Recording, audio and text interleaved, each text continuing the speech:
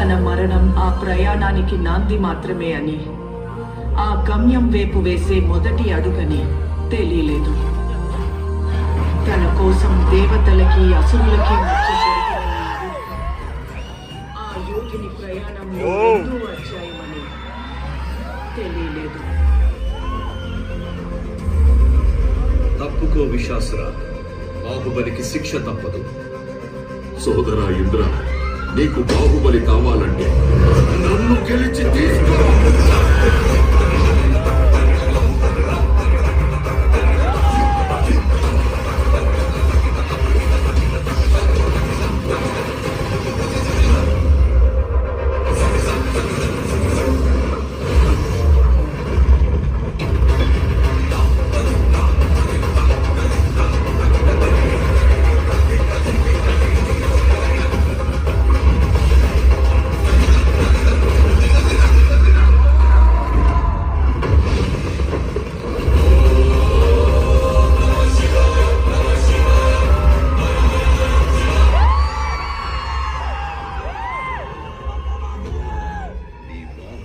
ఎవరు కాపాడతారు ఇప్పుడు?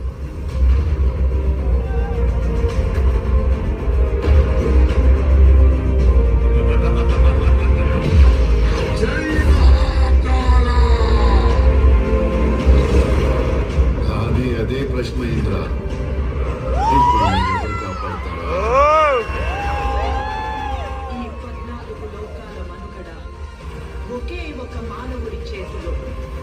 ఆ శక్తి పేరే బాహుబలి.